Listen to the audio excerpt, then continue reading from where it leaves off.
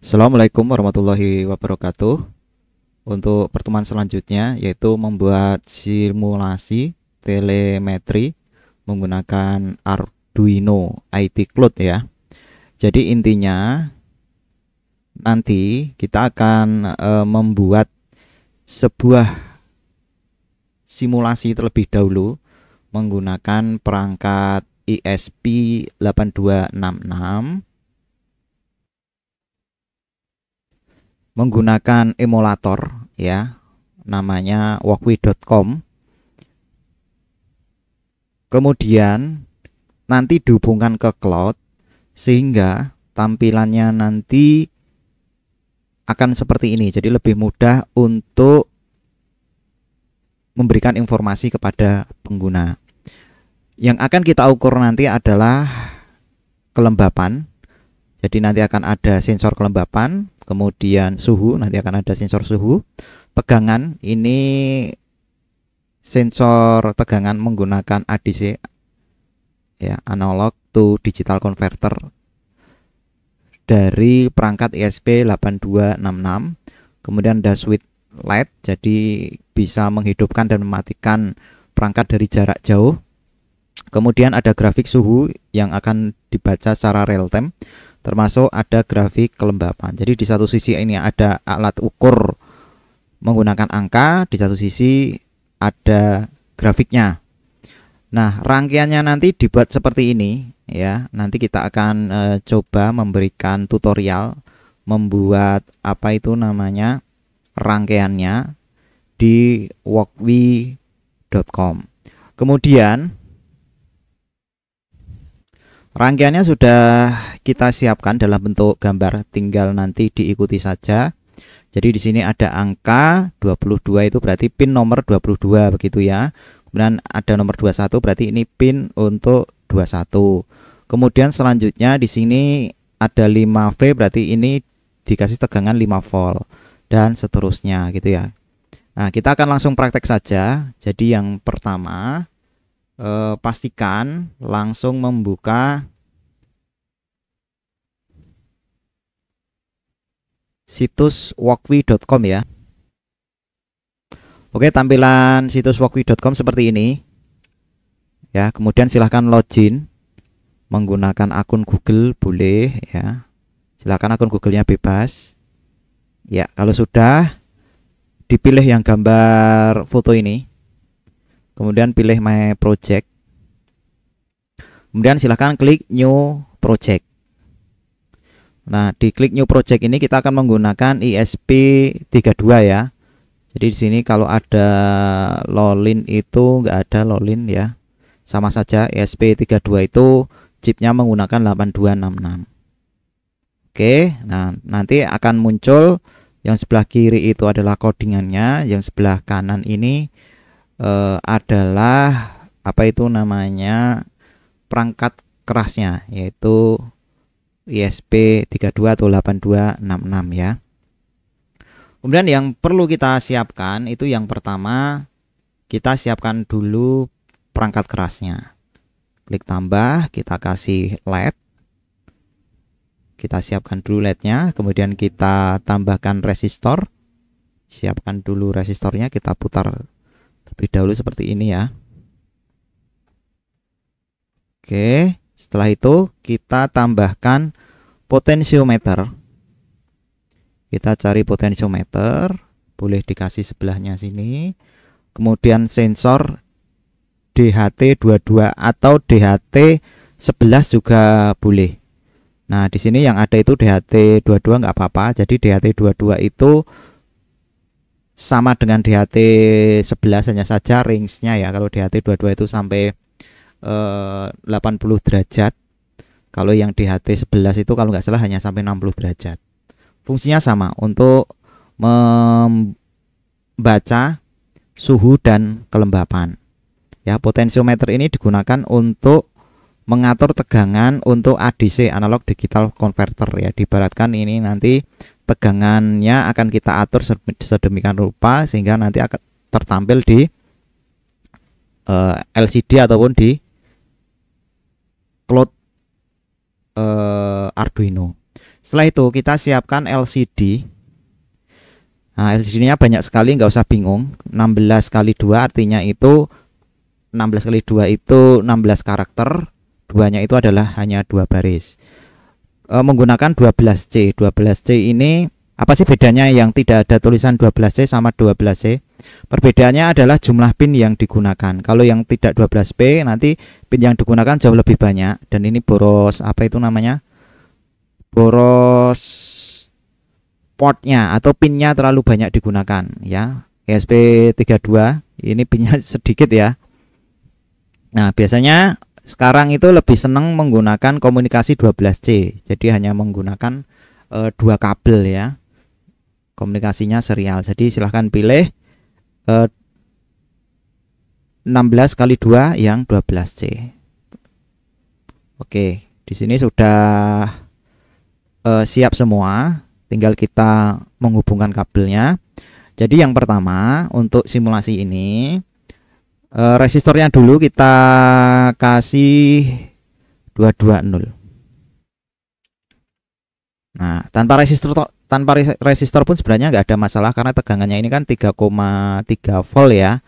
Langsung dihubungkan bisa, LED-nya nggak akan mati. Ya, tapi kita akan kasih LED resistor saja, kita hubungkan. Kemudian ini dihubungkan ke nomor 12 ya. Nah, ini yang jadi masalah, kadang nggak terlalu kelihatan. Oke, kita harus klik dulu. Nah, baru kelihatan. Ini 12. Oke, bisa teman-teman bisa di scroll ya nanti ya. Oke, kita akan coba ini, kok saya nggak yakin bisa nempel gitu ya. Nah, seperti ini udah terhubung. Scroll naik turun ya untuk memperbesar dan memperkecil tampilan. Kemudian ini untuk plus terhubung ke kaki 12, ini terhubung ke grounding. Nah, ke ground sini.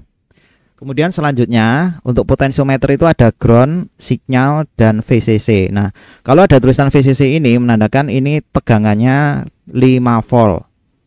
Ya, jadi ini kita tarik, kita kasih tegangan 5 volt.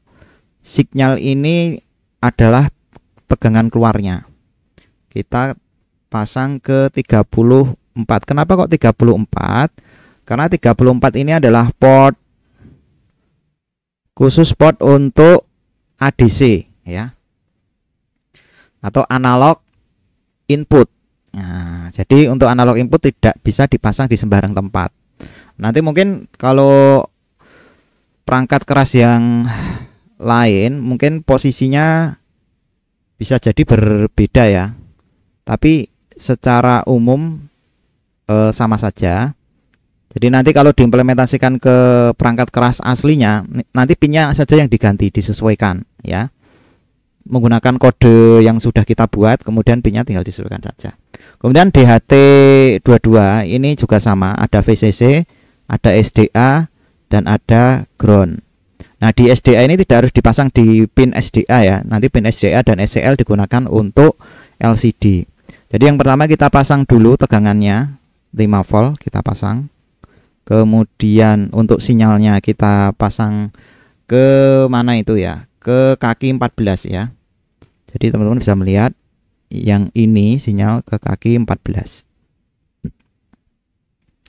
Kita pasang, kita cari kaki 14.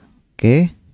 Setelah itu ground harus dipasang karena kalau tidak nanti tidak bisa menyala ya, ground. Nah, di sini. Oke, berarti ini untuk apa namanya, sensornya sudah beres, tinggal kita pasang LCD-nya. Jadi LCD-nya ini ada tegangan ground, VCC, SDA, dan SCL. Nah, SDA dan SCL ini juga tidak boleh sembarang pasang di port apa itu namanya ISP32. Itu teman-teman bisa melihat pinnya ya. Ketikkan saja kan kata kunci SDA dan SCL apa namanya ISP82. Nah, pin SDA dan SCL. Nah, kita cari tiap tempat mungkin beda-beda ya. Nah, ketemu ini ya. Pin SDA dan SCL. Nah, ini kata kuncinya keliru ya. Jadi pin SDA dan SCL ISP32 ini sudah ketemu. Nah, ini di kaki 21 dan kaki 22 ya. Jadi ini kita pasang di kaki SDA-nya di kaki 21, SCL-nya di kaki 22. Kemudian VCC-nya ini tegangannya 5 volt. Nanti tinggal kita rapikan kabelnya. Kemudian ground-nya kita pasang di sini boleh. Nah, ini sudah benar ground ya. Oke, nah kita tinggal menata supaya nanti tampilannya lebih apa ya namanya, tidak semrawut gitu ya kabelnya ya. Caranya diklik di seperti ini, kemudian digeser. Silahkan nanti disesuaikan aja kalau yang ini ya. Groundnya itu bisa atas, bisa di sini, boleh ya, silahkan. Nah, jadi yang penting kabelnya terpasang dulu. Nah, seperti ini kan kelihatan banget ini berbeda. Nah, kita tinggal ganti warna kabelnya. Jadi yang satu mungkin dikasih abu-abu supaya nanti tidak terlalu, biar mudah untuk membedakan. Nah, kita tata seperti ini. Berarti ini sudah beres, tinggal kita tata yang ini. Jadi untuk yang tegangan 5 volt kita kasih warna merah, boleh digabung seperti ini. Kemudian ini kita kasih warna hitam, boleh seperti ini. Ini sinyalnya supaya nanti tidak sama dengan ini, kita kasih warna yang lain ya. Warnanya ini bebas ya, jadi tidak harus persis seperti gambar. Yang penting nanti bisa membedakan warnanya. Nah, ini yang ground seperti ini. Nah, ini supaya nanti kelihatan, dilihat mata itu enak gitu ya. Kita tata kabelnya. Oke. Nah, boleh seperti ini. Nah, biar nanti bahwa antara kabel hijau dengan ini tidak nyambung gitu ya, hanya membedakan itu saja. Yang penting di setiap jalur ya, itu nanti berbeda warna. Nah, ini sudah jadi ya, ini sudah jadi perangkatnya, tinggal disimpan, langsung di save aja, diberi nama misalkan bebas ya, smart home. Oke, nah sudah kesimpan nih. Jadi nanti kalau untuk mengecek hasil pekerjaan kita ini nggak apa-apa di logout di my project. Nah, inilah file smart home yang sudah kita buat. Nah, selanjutnya kalau sudah rangkaiannya ini kan sudah beres, kita lanjutkan ke video berikutnya.